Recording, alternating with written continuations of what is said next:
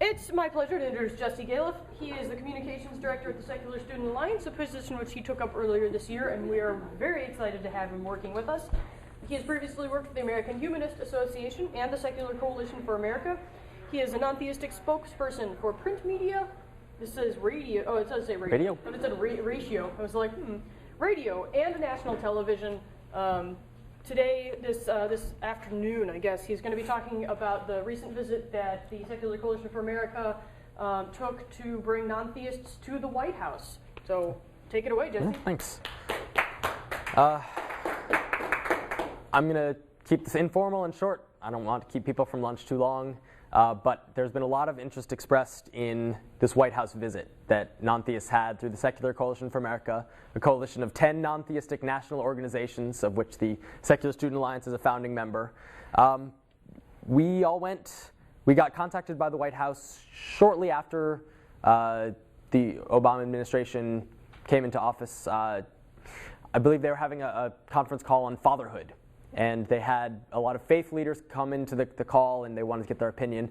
And Secular Coalition for America sent them an email and said, look, non-theists care about fatherhood too. Please don't leave us out. This is values, and we want to be heard.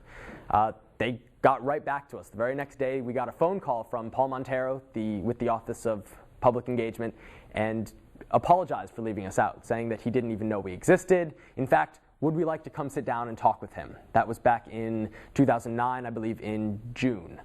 That was the beginning of this ongoing relationship with the White House that the Secular Coalition has had. And the most recent big event was our official policy briefing. They wanted to have representatives come in a big delegation. I think there were 60 of us to talk about issues particularly important to the non-theistic community. Now, just like with every other group, it's off the record. We can't share exactly what they said. I can talk about general impressions, the issues we brought up, and what I expect to see going forward. But overall, I feel like it was very productive. We were glad to be there. We were glad-handed, generally. A lot of the time, they told us what I think we wanted to hear. That's a step forward. To be glad-handed when just a little while ago nobody would shake our hand is a pretty big step forward for our acceptance in the political process and an acceptance in America as a whole. We went in with 3 particular topics. We had to choose with regard to how it would seem and what we care about. So the 3 issues we chose to highlight were the religiously based medical neglect of children, the coercive religious climate in the military, and the faith-based initiatives program, which we have a lot of concerns with, as you might imagine. We met with Tina Chen and Paul Montero with the Office of Public Engagement. Started out, they welcomed us. They were very polite. They were thrilled to have us and repeatedly stressed that this was the first meeting, that there would be more. This was going to be an ongoing discussion with the secular community in America and with the White House. I can't stress how promising that is, especially for us in the secular movement and the student movement going forward to see this is the most non-religious generation that we've ever seen. And as we go forward, become involved in our communities, become involved in politics, they're going to care more and more to us. Because Sean Faircloth, the executive director, says politicians care about 2 numbers of dollars and numbers of votes. We represent the votes. Right now, we don't have the money. Soon we will as we go into the workforce. But we don't need the money yet. We have the votes. And as we get involved, as I think we all are, and are stressing repeated and more active involvement, they're going to care more and more. So building this relationship with the White House means a lot, and we can really tap into it.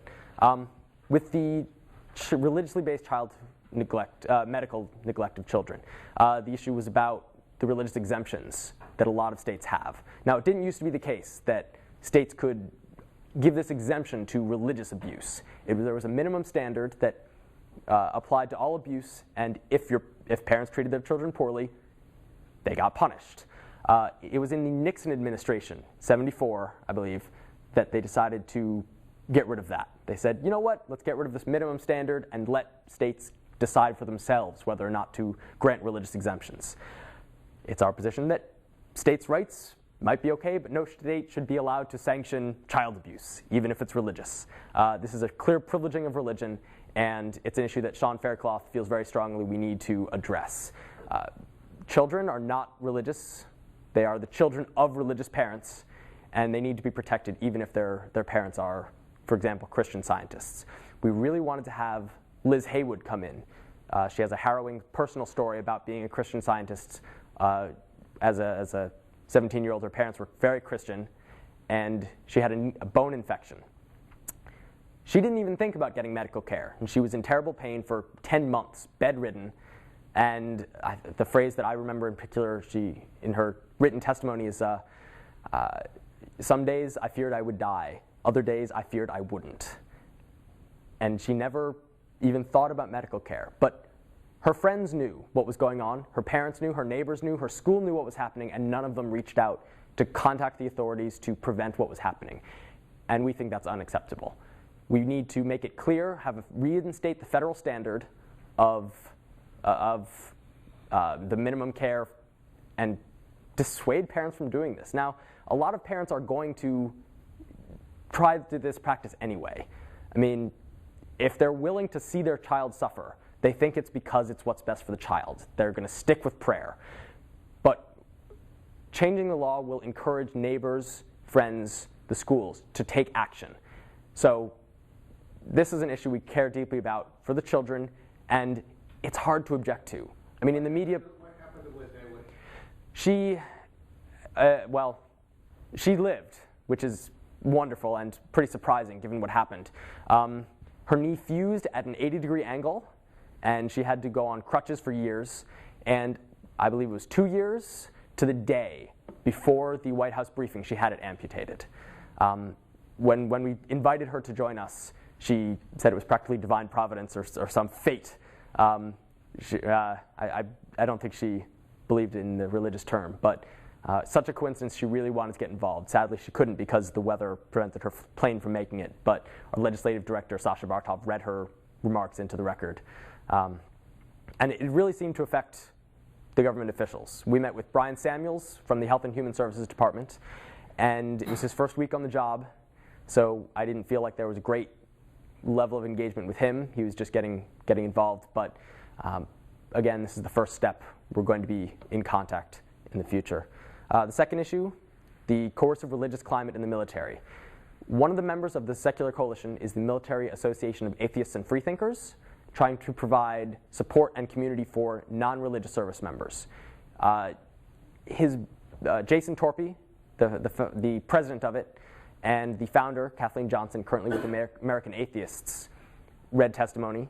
And the biggest problems are the non-sanctioned discrimination of non-religious service members. Because officially we are a protected group, that's their official policy, but then why does it keep happening? Why do service members get passed over for promotion? Why do things happen to Jeremy Hall is the biggest example, I believe in 2007, where he identified as openly non-religious, tried to start a group. He was criticized by officers. He was made to stand up and leave the Thanksgiving dinner table because he didn't want to pray with people. And he was told flat out, if you will not put your convictions aside and pray with your troops, you can't make a good leader. If that's not discrimination, I don't know what is. Now, the officers got a little slap on the wrist. Some of them went on to get promotions, which really bothered us. That's one thing we asked for, a stricter examination of this in the future. But we need to make it clearer to officers and to chaplains that this is unacceptable. So the more specific ask we had was to change the equal opportunity language, which discusses who's protected, who is required to be granted equal protection. At the moment, it describes religion in a pretty vague way that mentions usually evidenced by specific religious practices.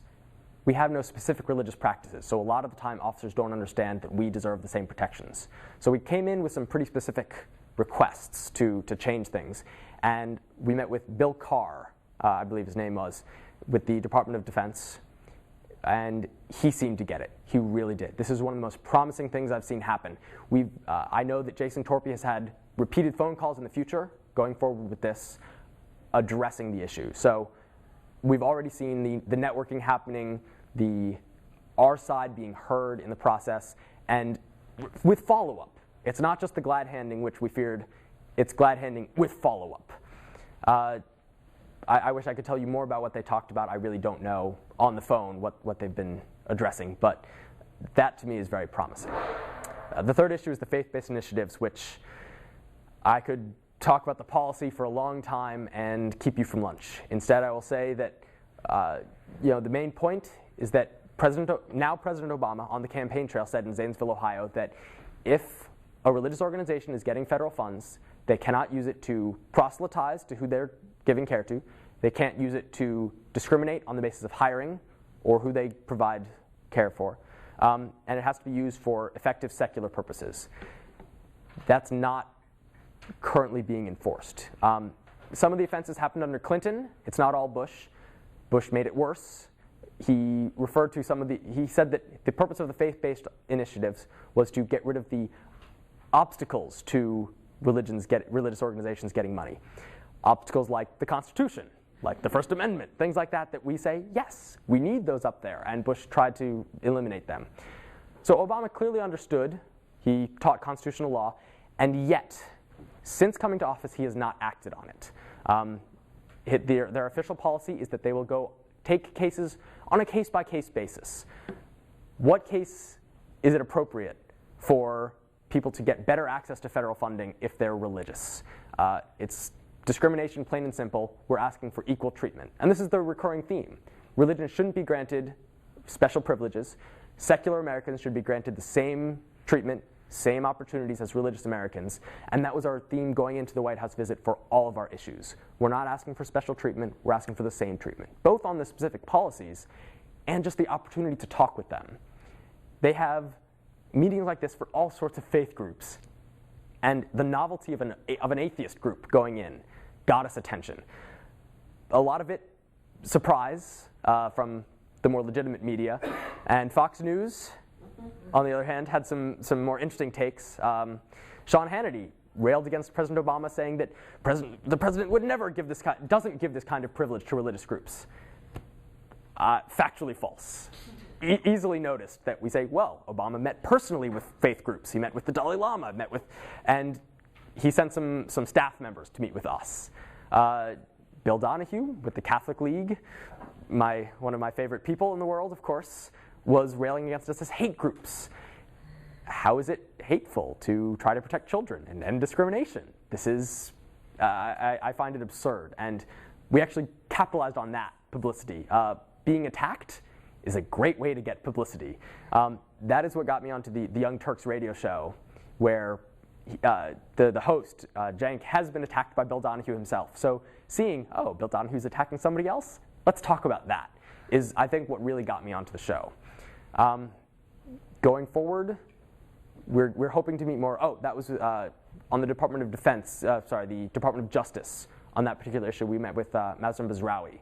And we didn't get to interact with him much. We were running short on time. There was some impromptu Q&A that broke out, which I think took up some of our time. But again, we got the contact information. The discussions will be ongoing. But I was pleased. I know we didn't tear down the walls. Nobody said, my God, you're right.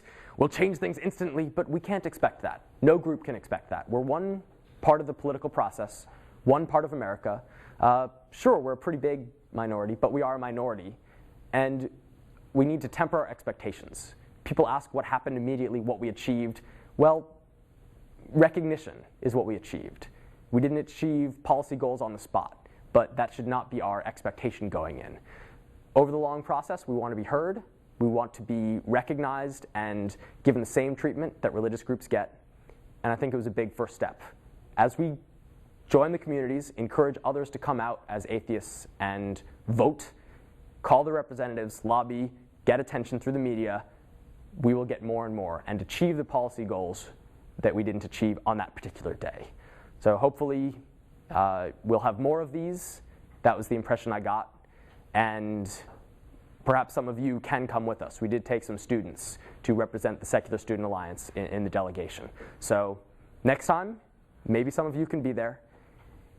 Next time, maybe it'll be bigger. Maybe next time they will say, my God, you're right, we're going to change that. But I'm not holding my breath for that day. So that's about it. Thanks. Questions? Yeah, I saw Paul had his hand up a little pretty early, so. Did you talk to any of them yourself? Did you do any of the talking yourself? Not as the official testimony. I talked with some of them afterwards. I think I spent the most time with Bill Carr, the Department of Defense representative. And he worked personally on the Jeremy Hall case where there were specific abuses. And he made it clear that he understood our point of view that service members in particular, defending our values, should not be subjected to discrimination. It was really promising to hear him say that not only is it the official policy to prevent discrimination, but that he wanted to hear from us how to do it better. I think at first he asked to come to him with specific examples so that he could investigate. And I think he got it when we started saying, no, it's not just we want you to help on specific cases. We need a more systematic change to prevent it in the future. That was one of the things that we talked about after the more official briefing. So. Were there any amusing headlines from this? Oh my heavenly. Oh yeah. Oh my. Yeah, it was a Fire Dog Lake blog post. It's a pretty big liberal blog. Oh my stars and heavens, atheists invade the White House, which, sure, invade. There were 60 of us. We went to the old executive office building. You want to say that's atheists invade the White House? Sure. Sounds a bit grandiose to me, but yeah. Yeah. Thank you for your talk. And I think that the three issues that we're focused on were important and relevant issues to talk about. Were there any issues that didn't make the cut that you're aware of? Well, the Secular Coalition for America has a lot of issues they lobby on, and they're expanding it right now. One of their big goals going forward in the future is to expand the issue base to beyond just separation of church and state. Their goal really is to represent non-theists in America. And what do we care about? A lot of the same things that other people care about. We just happen to do it from a non-religious, non-theistic point of view. I don't remember any particular things that we wanted to bring up.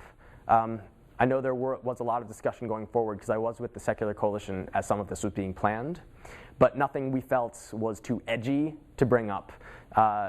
Nothing that we were talked out of. There was just spitballing in general about what to bring up, and these were the three issues we settled on. Yeah, So. it seemed more important than like getting "In God We Trust" off. Yeah, no, and that's something would be nice. I'm in favor of, getting for example, the Pledge of Allegiance. I don't feel I should have to profess a belief in God to perform a patriotic activity, but that's really not what we wanted to stress at this meeting. Perhaps going in the future, once they say, my God, you're right, I'll do it, then we'll follow up with the more controversial ones that are symbolic and, to me, very important, though. So, yeah, John, did you? No, Debbie?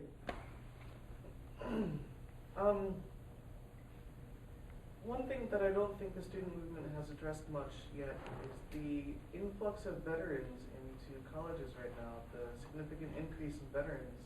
I know that our current intern at CFI Amherst, who is one of the leaders of the University of Buffalo Freethinkers, is a Marine Corps veteran. Actually, two of the three founders of that group are Marine Corps veterans who didn't know each other previously.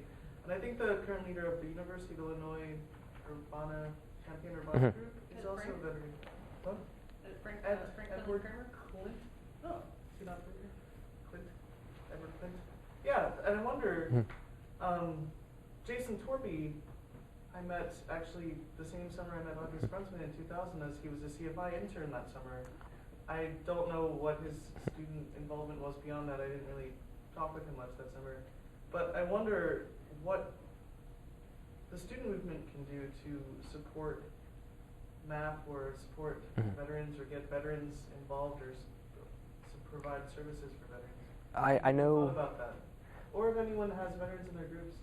Yeah. Not really, and so maybe we should. Interesting you bring that up because Luis on our testimonial board, for example. He's one of the volunteers who helped us with the website.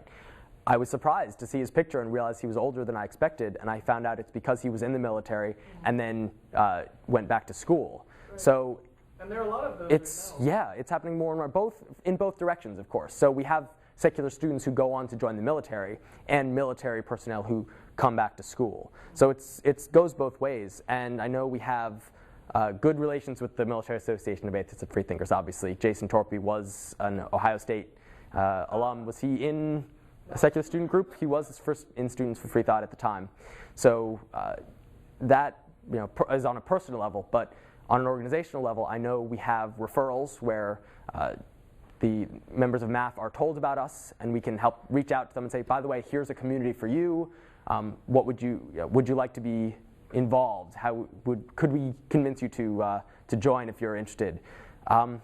We have a group at is it Key West, the military academy, which is USAFA.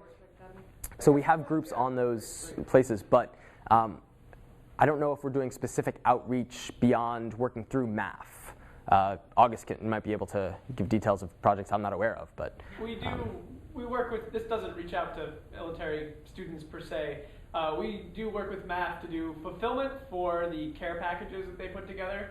MAF pays for the supplies and the shipping, and we put together the packets and mail them out because we have a real office and they don't yet. So,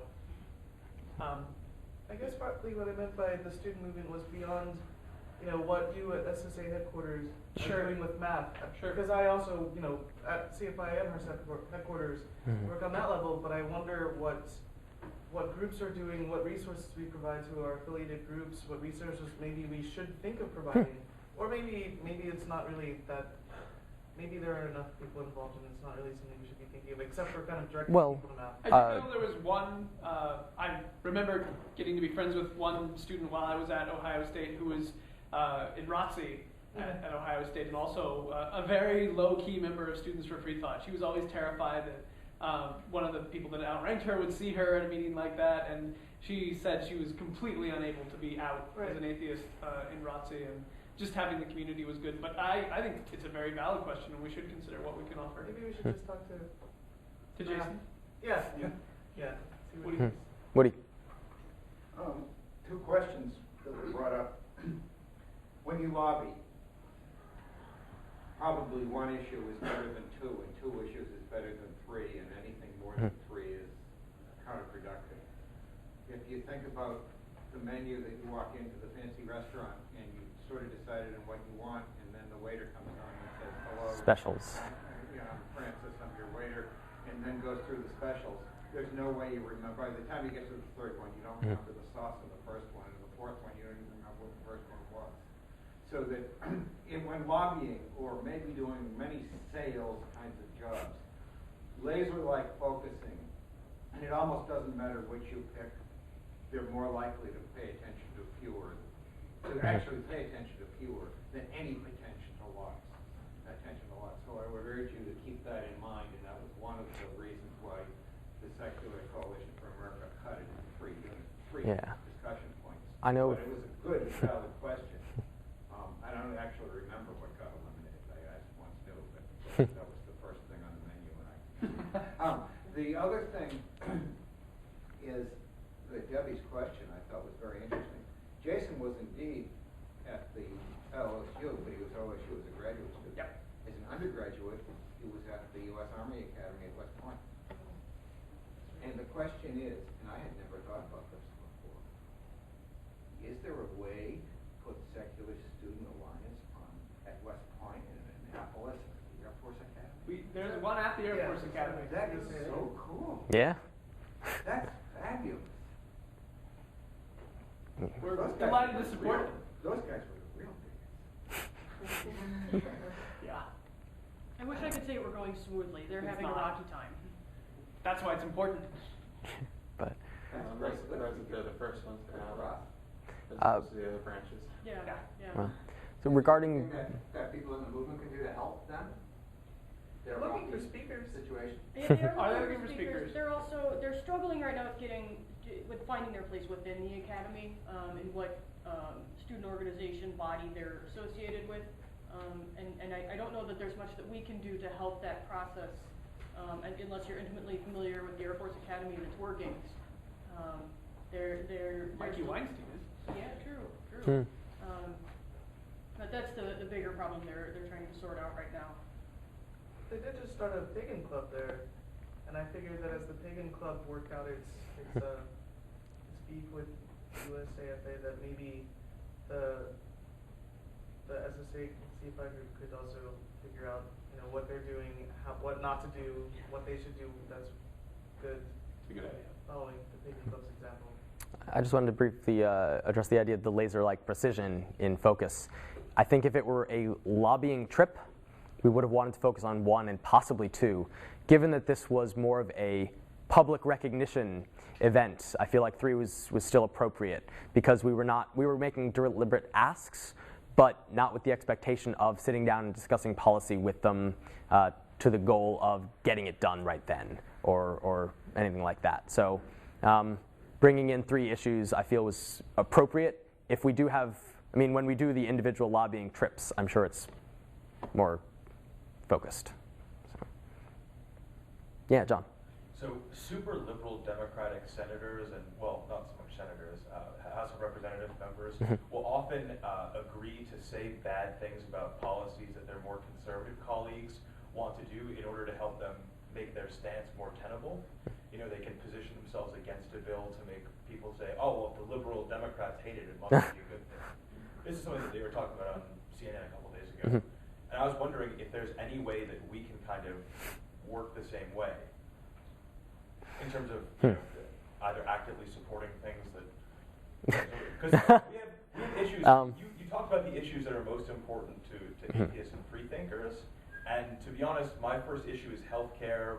My second, I don't care about so many of these direct policy issues. I care about broad national issues first.